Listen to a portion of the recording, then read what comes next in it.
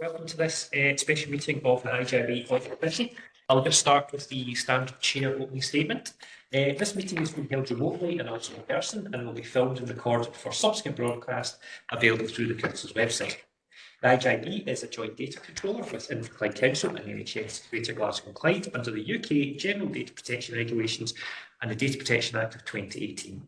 This meeting will be broadcast and recorded to fulfil our public task obligation to enable members of the public to observe the democratic process. Data collected during this meeting will be retained in accordance with the Council published policies available through the Council's website.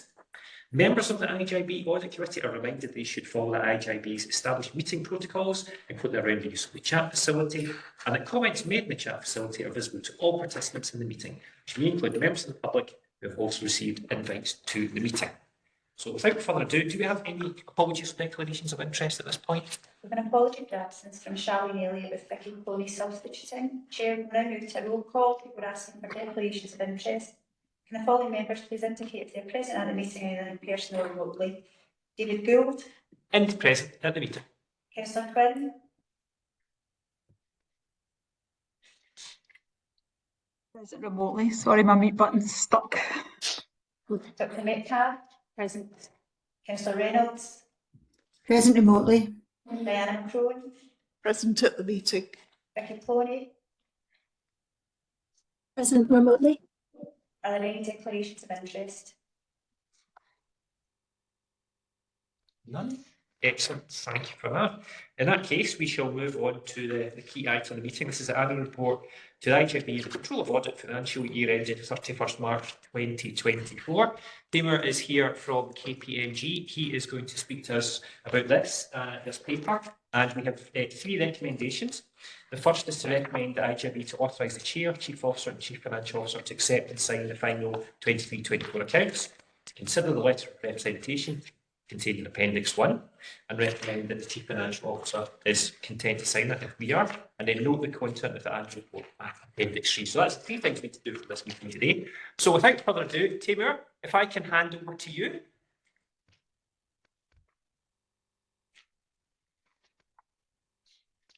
And if you want to put on your speaker as well, that will probably make it a little bit easier for the rest of us, Timur.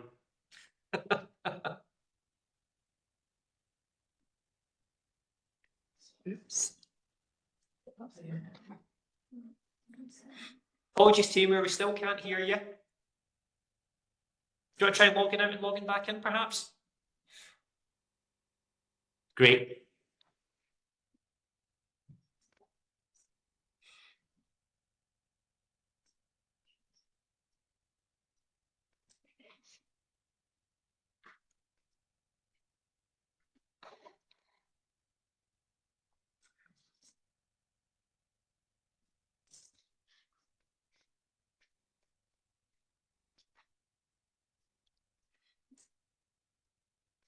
It was all going so well. Don't know. He was absolutely fine. Was in the meeting with us earlier. So. I also had a bit of pure excitement from. No, where you get playing it when it comes to the entities. To be honest. This is almost too much. This is almost as good as the Archers with the George Brindley story like at the moment.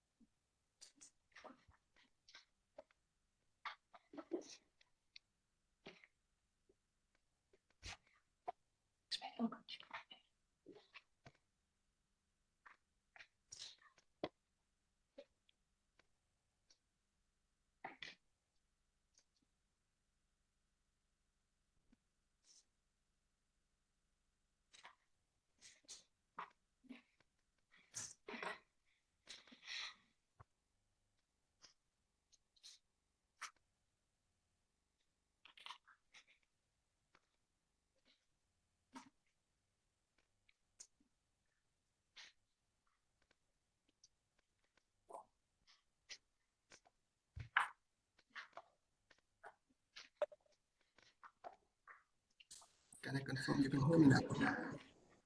Taylor, we can hear you. We are back in business. Excellent. Welcome back. Good to see you back.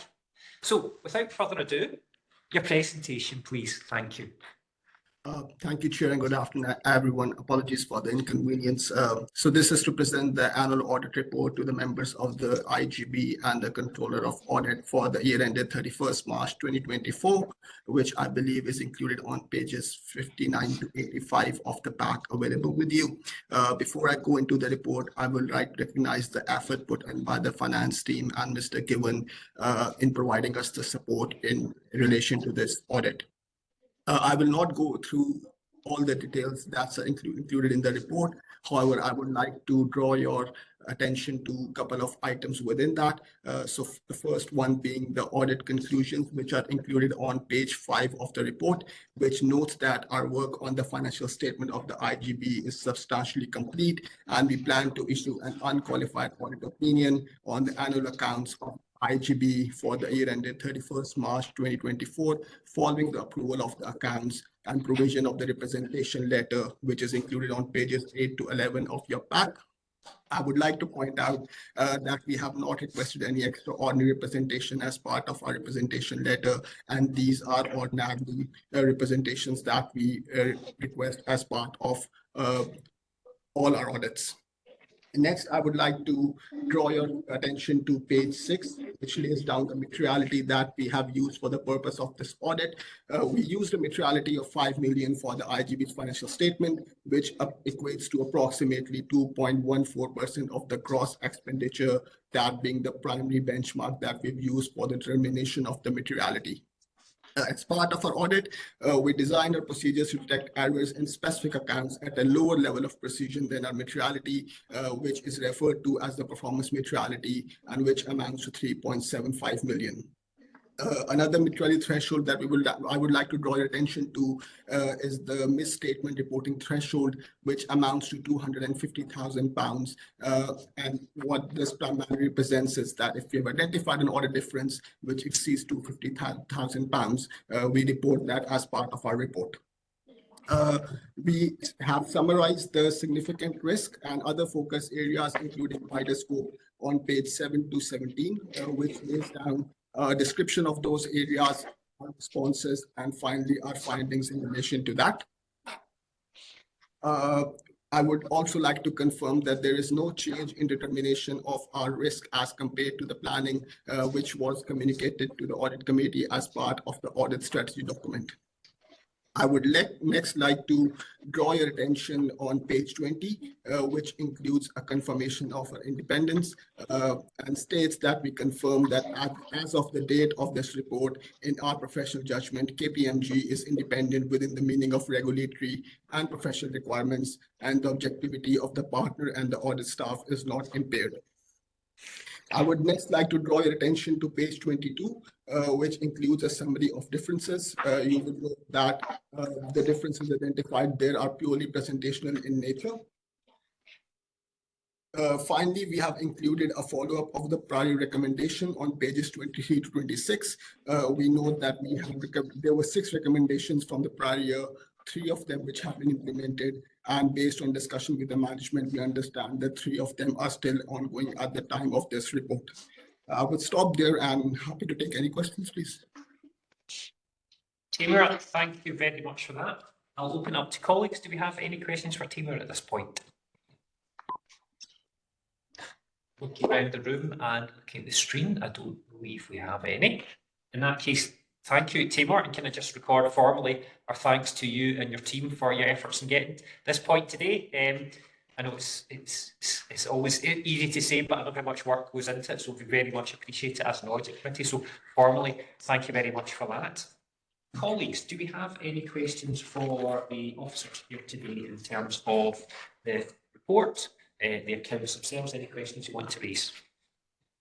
Yes. Yeah. It was one of the recommendations that's been implemented, recommending that a root cause analysis be carried out to investigate and action plans developed in respect of areas where there has been deteriorating performance And I wondered, I appreciate that we had a session with the IJB earlier in the year to look at some of the concerns, but what exactly are we going on to analyse at the minute? Through yourself, Convener. Yes, we had that at the beginning of the year at the development session. We then did an update on that, and the outcomes of that were included and part of our new strategic plan that we have. Kate? And just to add that some of our performance indicators are long-standing performance indicators that show up the many inequalities that we have in Inverclyde too, not exclusively, but there is national data and national trends that show that in where we are in, across the board, and we factored that within the strategic plan as well. Dan? If they're national performance measures, we're slipping down the table then in some of these. And I know we've got strategies, but how are we going to tell if these are working properly? Well, that's why we've got an outcome framework, Diana, that will be supported to the IJB level within 6 months that will reflect that. But measures and data in itself is only one bit of the story. It's about impact and some of the activity to mitigate against the challenges that you've got across the board coming out of the pandemic. So that will provide the level of detail and scrutiny to the IJB when it's due to come back in 6 months. I think it will be less than that actually now, in 4 months' time. Yeah, does that answer your question? I think so. Okay. But if you want to come back, you're absolutely welcome to the main board as well. Obviously, this is an area we were going to have to keep a watching brief on. It's just the nature of what we do. The strategy has been revised, and we've all been involved in that process as well. So I think we've seen where that goes, but we don't underestimate the challenges we face. I think it's fair to say. Okay, any other questions from colleagues? Looking up at the screen, seeing any?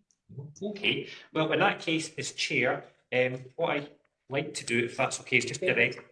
Oh, sorry, Lynn. Apologies, I didn't see your hand up. No, it's fine.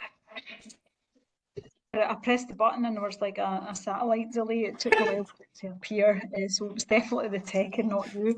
I've just got a couple of wee quick points on the recommendations as well. So it's page 24, which is recommendation 1, which is the integration scheme review, which we mention quite frequently. So I think it's just to pull that out to say, is it still the case that that's clearly the dates there is because it's out with our gift to get that done any sooner, but just kind of confirmation of that. And my next point is on risk number 5, about the risk management strategy being reviewed.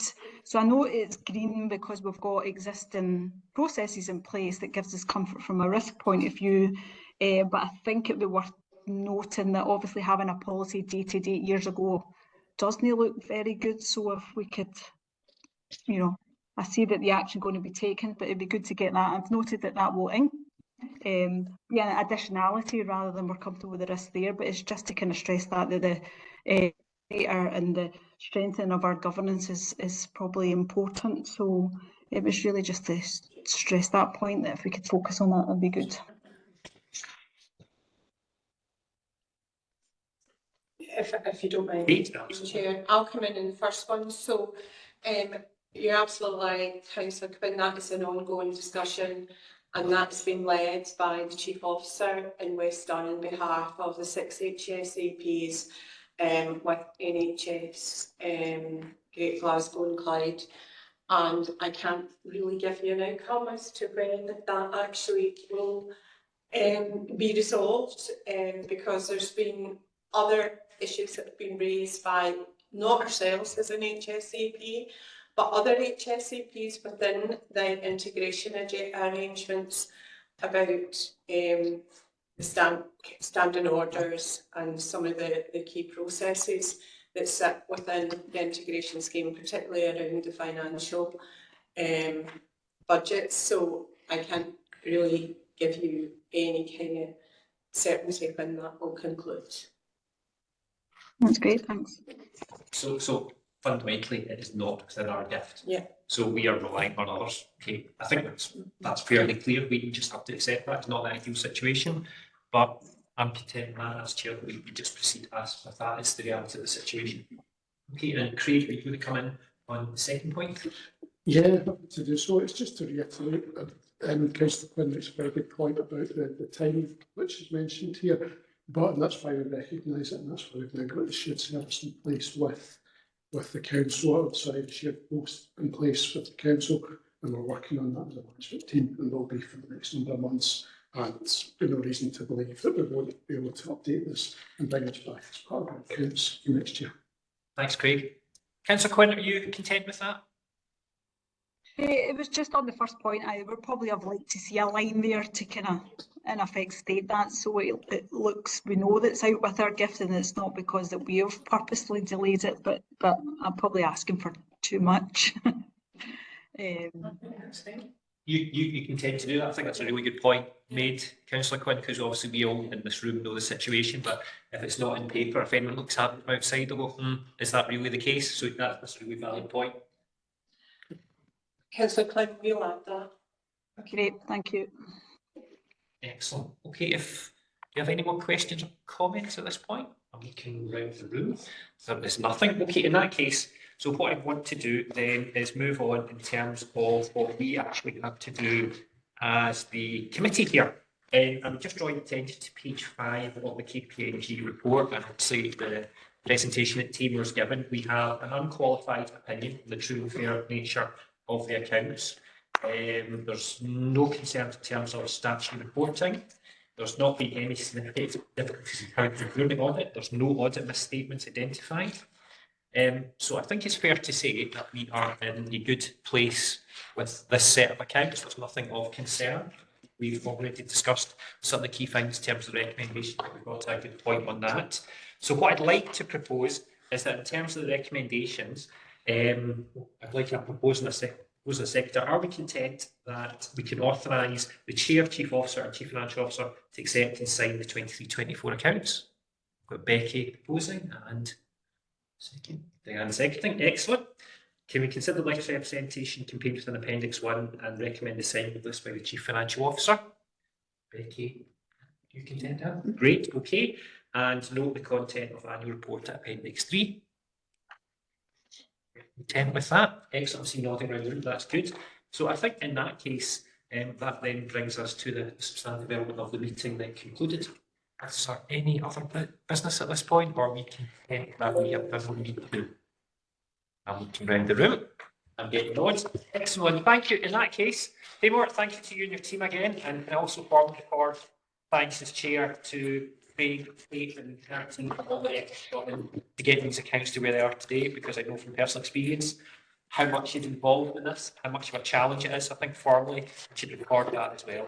Gratitude to the committee for doing that. So thank you very much. And with that, we're drawing to a close. Thank you, everyone.